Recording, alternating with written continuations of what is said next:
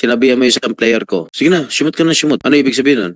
Mr. Chair, wala po ako sila. You know, I don't mind my team losing eh. Basta fair and square. And I don't mind my team winning also basta patas ang laro. Pero pagka ganyan ang laro ninyo, katulad ng nangyari sa atin, mawawalan na tayo ng ng mga manonood. Parang binababoy niyo yung laro. At ikaw, Mr. Katimbuhan, sinabi mo pa nung ginagwardya mo yung isang player ko, sige na, lumusot ka na lumusot. Bakit? Wala po akong sinabi, Mr. Chair. Alam mo, pag hinarap ko sa yung player ko, baka hindi ka na maka-alis dito. Wala po akong sinabi. Huwag ka magsisinungaling dito dahil hindi na magsisinungaling yung player ko.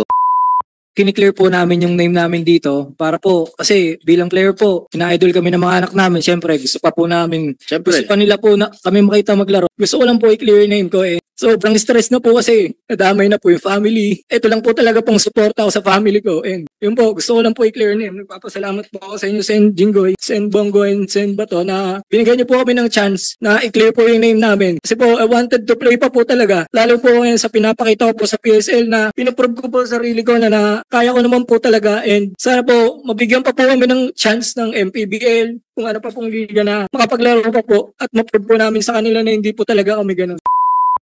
Nandito ba yung coach ng Juan Monte? Yes, Mr. Chair, dito po. Saan? Dito po, Mr. Chair. Mr. Chair. Yung isang player mo, yung Katimbuhan. Nandito din po, Mr. Chair. Open mo dyan.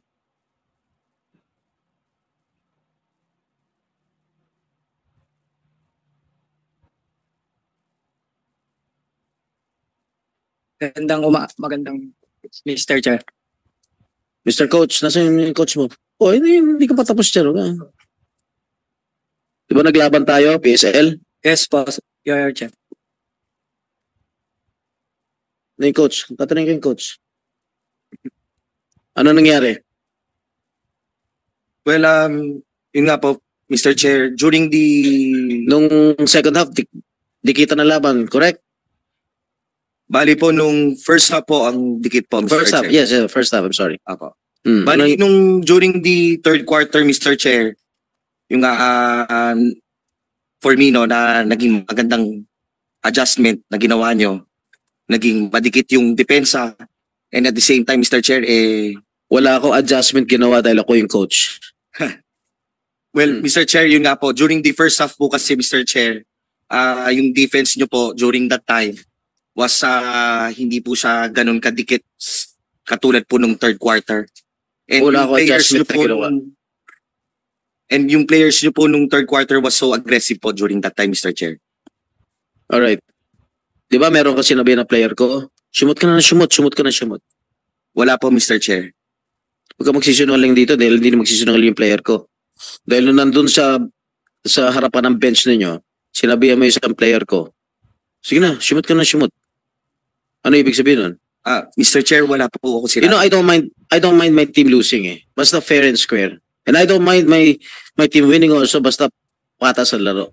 Pero pagka ganyan ang laro ninyo, katulad ng nangyari sa atin, mawawalan na tayo ng ng mga manonood. Parang binababoy niyo yung laro. At ikaw, Mr. Katimbuhan, sinabi mo pa nung ginagwardya mo yung isang player ko, sige na, lumusot ka na lumusot. Bakit? Wala po akong sinabi, Mr. Chair. Alam mo, pag hinarap ko sa yung player ko, baka hindi ka na maka-alis dito.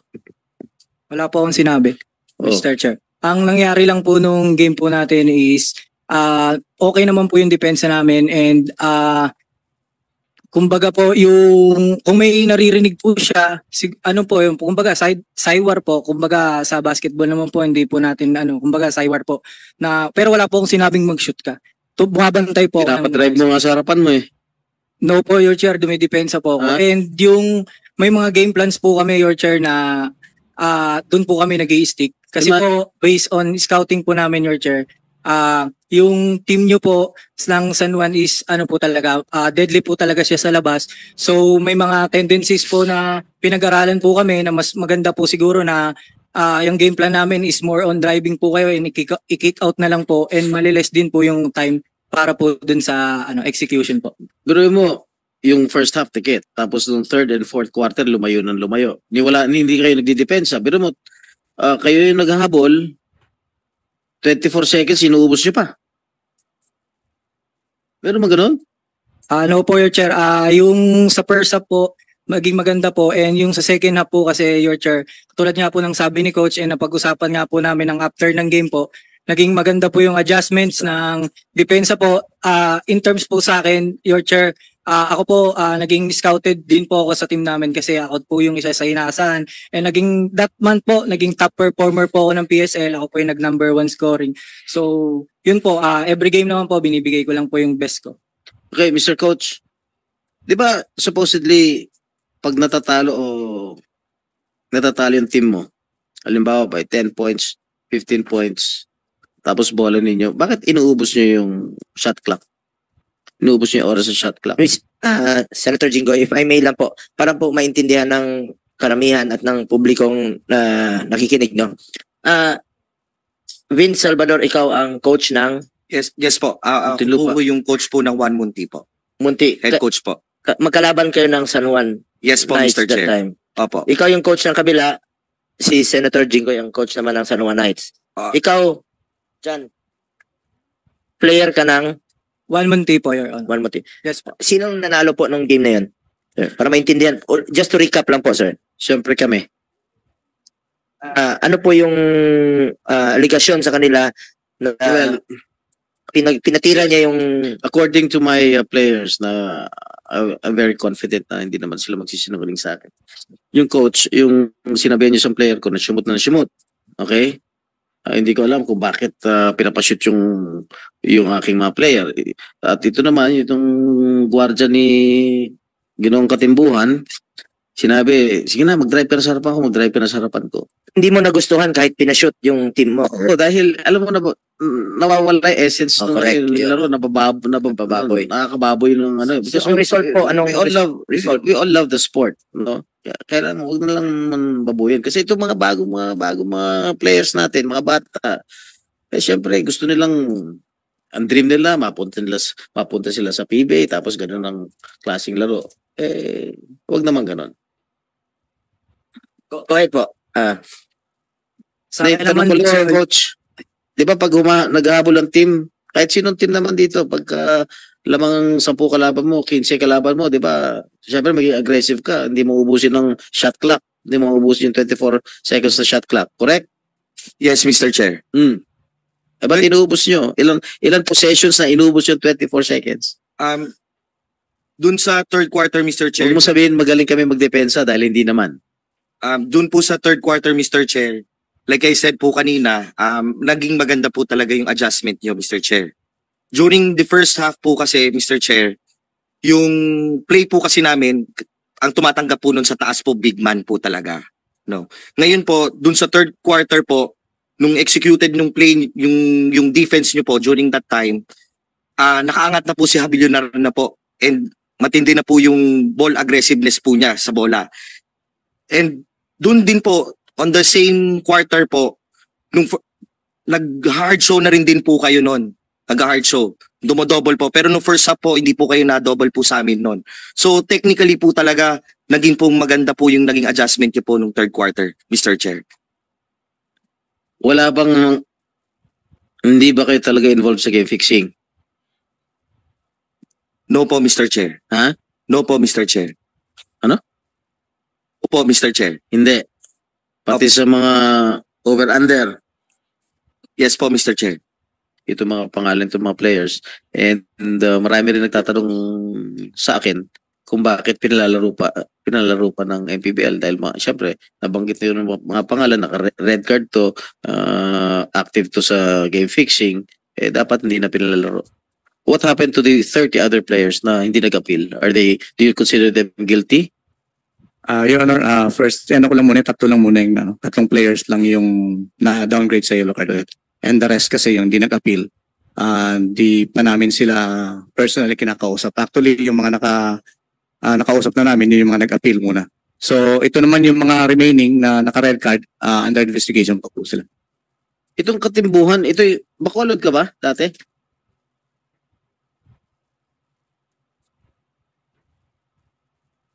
yes po, Your Honor. Nandito rin pangalan nito.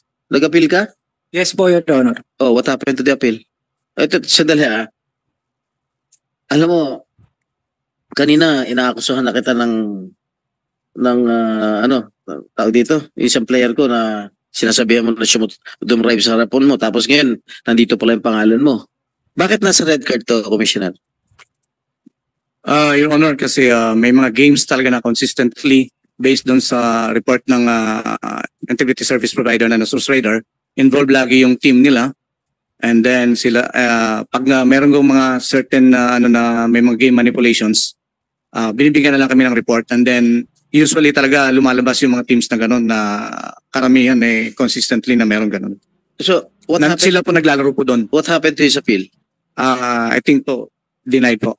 As of now, Denied. denied po. So he cannot play They cannot play. sa MPBL. Yes po. Tama ba yan? Ano? Your Honor, ang sagot lang po ng MPBL po sa appeal ko po is na-receive po nila and wala pa po kung na-receive po ulit na letter from sa kanila na kung ano pong nangyari. Yun po.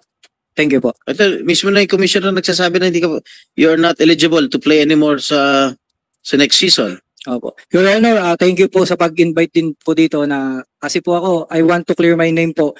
Actually po, nakaka-stress po and syempre po sa family namin super affected. And syempre po yung basketball, mula po nung bata po ako, ito na po yung gusto ko Tsaka pinangarap ko. Tsaka bata pa po ako, gusto ko po maraming marating. And yun nga po na syempre yung basketball po, ito yung unang sinusuporta ko po sa anak ko at sa family ko po. So hindi ko po kayang gawin yung mga allegations po na ganyan na mga inakis po sa akin or sa yung sa ibang players. Sa akin naman po, gusto ko lang po liwanagin po talaga na hindi po ako involved dyan na naglalaro lang po ako para po talaga sa family ko and as a player po, ginagawa ko lang po yung trabaho ko sa loob ng court kung ano pong game plan, kung ano po yung decision ng coaches. So, sa akin, nandito ako para hindi ako mahiya. Gusto ko talaga po i-clear yung name ko and gusto ko po maglaro. Yun, kumbaga po, gusto ko po talaga maglaro kasi po katulad nito po sa PSL. Sa PSL po, nagka-issue po yung team namin. So, hindi po ako nahihiyang humarap po or what.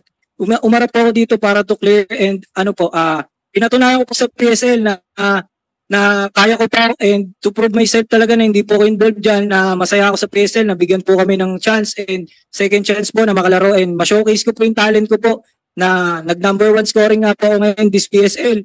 So, ayun po yung, kumbaga, ayun po yung lakas ng loob ko po para umarap po sa mga ganito. Yun lang po, Your Chair. Maraming salamat po, pasensya na po. So, alam ko si Senator Manny Pacquiao, who is the founder of MPBL, pumunta sa NBI para idemanda. May mga Chinese syndicates na involved dito sa game fixing. What happened sa NBI? May representative ng NBI dito. Good morning, Yes. Your Honor. Pending trial po lahat ng cases po. Pending trial? Yes, sir. Ang tagal na. Yes, sir. Oh, We hanggang ngayon, trial submitted to pa the committee, sir, the status of the cases, sir. No, may I know the status of the case that was filed by Senator Manny? This was around how many years ago? 2-3 years ago? Yes, sir. Ongoing pa yung court hearing, sir. Court hearing, nasa korte na? Yes, sir. Several courts, sir. Like what court? Manila? RTC? RTC ba ito? Meron pong Pasay, Cavite, Bacolod. May I know the status of the cases filed? Ongoing trial, sir. Ongoing. Yes, sir. O pagka na-resolve na, may decision na, furnish nyo kami ng kopya. Yes, sir. We will submit to the committee, sir. Alright. Doon sa, sino-sino pa ba yung mga players dito na kasapi ninyo na nasa red card? Meron pa ba? So they Wala can na po, clear the Your name. So bigyan natin pagkakataon na malinis yung kanilang pangalan. Yung kayo, wala na. Yung mga players dyan, wala yung pangalan nyo rito sa mga nabanggit. Wala na po sa team namin, Your Honor. So Tatlo po. tatlo kayo. Opo. Salamat po, Your Honor, sa chance po na at least makita rin po ng mga tao po na nakapag-usga na po sa amin na kiniklear po namin yung name namin dito para po, kasi bilang player po, ina-idol kami ng mga anak namin. Siyempre, gusto pa po namin, Siyempre. gusto pa nila po na kami makita maglaro habang bata pa po kami. So yun po, ako po talaga, gusto ko lang po i-clear yung name ko and sobrang stress na po kasi nadamay na po yung family. Ito lang po talaga pong support ako sa family ko and yun po, gusto ko lang po i-clear name. Nagpapasalamat po ako sa inyo, Sen Jinggoy, Sen Bongo, and Sen Bato na binigyan niyo po kami ng chance na i-clear po yung name namin. Kasi po, I wanted to play pa po talaga. Lalo po ngayon sa pinapakita ko po sa PSL na pinaprove ko po sa sarili ko na kaya ko naman po talaga, and sana po mabigyan pa po kami ng chance ng MPBL, kung ano pa pong liga na makapaglaro pa po at ma-prove po namin sa kanila na hindi po talaga kami ganun. Yun lang po. Sen, maraming salamat po. Bago ka naglaro sa MPBL, saan ka naglalaro? Naglaro po ako ng NBL. Yung una pong liga ko po is sa amateur po kasi yung NBL po. After pag-graduate ko po sa Lasal. Lasal. Opo. Naglaro po ako sa NBL, and dun po. Naging player ka ng Lasal? Yes po, sa Dasma po. Hindi sa UAP? Hindi po. So yun po, after ko po makagraduate doon, nagkaroon po ng chance na makalaro po at mapanood sa TV yung NBL po, yung National Basketball League. So doon po may na-accomplish po ako po yung nag-MVP doon. And then yun nga po, na-scout na po ako sa MPBL. So yung first season ko naman po sa MPBL, hindi naman po masyado gamit kasi nga bata pa po. And second, sana wala na po akong team, and lastly, tumawag lang po sa akin yung Muntinlupa Cagers na maglalaro po ako, kulang po sila sa guard. So ako po agad, kasi wala pong ibang kumuha sa akin, agad-agad po akong pumunta, and ayun nga po, naglaro naman po ako ng maayos, okay naman po yung stats ko. And then sa sunod na season po, which is dun po kami na red card sa Bacolod, binibigay ko lang naman po yung best ko. Minsan nga po kahit injury po ako as a player, gusto ko syempre lagi akong nandun sa game, and gusto ko lagi akong pinapanood ng anak ko, ng family ko. And yun lang po, binibigay ko yung best para po sa kanila. So sana po, nakikiusap po ako sa MPBL na sana po bigyan niyo po ako, yung iba po, ng second chance po para makalaro pa po. And ako po, sarili ko, pinatunayan ko po dito sa PSL, kaya sobrang thankful po talaga ako sa PSL na binigyan po kami ng chance. And maganda po yung pinakita namin na sa second round po kami ng playoffs po. Sana po, yun lang po, mabigyan po kami ulit ng second chance po. May nag-recruit Maraming pa sa'yo? salamat May kumukuha sa'yo sa any team sa MPBL? Yes po, same. Sa sino? Davao po. Kinukuha ka? Yes po. Nasa lineup ka na? Hindi po ako ma-line up kasi po inaantay po yung kung ano po mangyari sa appeal ko po. Kaya po gustong-gusto ko rin po talaga Pwede- pumunta dito. Yeah, naka-red shirt. So, ang kasasabi lang ni Commissioner Kenneth na he's not eligible to play sa MPBL next season. At at any rate, kausapin nyo siguro si Commissioner Duremdes o yung mga officials ng MPBL, especially si Senator Manny, i-explain it to him kung ano talaga ang ano. Because I do not want to destroy your future. Sa totoo lang, Jan, very passionate po ito si Senator Estrada sa laro, no? Lumilipad pa yun, nanonood, nagko-coach ng team. Ganun niya kamahal yung team niya. Yung liga, yung thrill ng laro. Ganun rin po ako. Kahit saan pupunta ng Antipolo, manood lang ng PBA, kahit saan po. Dahil masarap manood ng laro na alam mong laban talaga. Lalo yung mga down the wire. Yes po. May isang tanong lang sa'yo. Kung sakaling kukunin ka ni Coach Jinggoy, willing ka maglaro sa team niya? Yes po. Siyempre, isa pong magandang Tingin mo, magaling siya na coach, motivator? Yes po. Sana po, mapagbigyan din po ni Sen na makapaglaro po ako sa kanya. Sa kanya po mismo, sa harap niya po, ipuprove ko po na wala po akong ganyan. Ayusin mo muna yung red card mo, baka sakali. Kasi nakikita naman po ni Sen paano po ako maglaro sa PSL. So, nakikita niya po na pinuprove ko naman po sa sarili ko. And sana nga po yun, pinapakiusap ko po sa MPBL, kay Senator Manny, sa founder, kay Commissioner Kenneth, kung lahat po sa inyo na sana po mabigyan pa po ako ng chance. And Ano ba height mo? 5'10 po. 5'10"? Opo. Ano laro? 1, 2. 1-2 po. Puno na kami. Ikaw, Harold Arboleda, ikaw, willing ka maglaro sa ating Senator Coach? Kung mapagbibigyan po ng pagkakataon po. Ano height mo? 6'2" po. Ano laro? 3, 4. Kahit ano po. Okay, tamo, kahit ano lang, makalaro lang siya sa'yo. Versatile, ha? Pwedeng uno, ha? All around po. Ha? All around. Hindi, anong laro mo dyan sa Monte? Minsan po, nagpo-point guard. Minsan, Point nagko-4. guard, 6, ano ka? Anong height mo? 6'2" po. 6'2". Nag-uuno ka? Ay, puno na rin kami. Emergency lang po. Ikaw, Russell, Ryuse, Koga. Yes po, Mr. Chair. Lalo na uno lang siguro laro niyan. 1 and 2 po. Oo, well, puno na talaga. Sa reserve na lang po. Sen. Kita mo, ganun kanila ka hinahangaan na Hindi, coach. No? pero seriously speaking, itong tatlo na kasama dito sa red card na sinabit ng MPBL dito, alam nyo, ang gawin ninyo, kausapin nyo na. And you air your side, sumulat kayo that you're not involved in any way sa game fixing, yung over-under, point shaving, or kung ano-ano man yung mga kasapi dyan sa game fixing. Sigurado ba talaga kayo na hindi kayo kasangkot o kasabwat din sa mga sindikato? Baka may kumakausap sa inyo. Kasi meron mga players dyan na mga players mismo ang nag-head ng sindikato. Hindi ka na sasabihin ko sino. Alam na ni Commissioner yan, nag-uusap kami. Di ba kayo kinakausap? Since Wala po. naglalaro pa sa UAAP anong araw, tsaka NCAA. Wala po, Your Chair.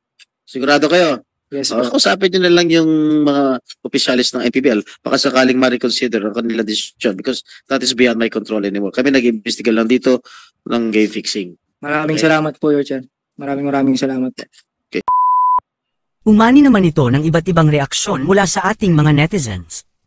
Ayon kay Sino Mateo Cortez, nasa huli ang pagsisisi boy, game fix ang pamor. Sinayang nyo lang ang pinaghirapan nyo. Pahayag naman ni Leonardo Alcaraz, sa larong basketball kapag may postahan ang laro, sigurado may laglagan yan lalo na kung malaking pera ang involved. At ito naman ang saloobin mula sa ating kababayan na si June Yamos, dapat lahat ng sangkot dyan tanggalan na ng karapatan na makapaglaro ng basketball sa kahit anong liga ng Pilipinas. Mga kababayan, feel free to comment below para maglabas ng saloobin sa balitang ito.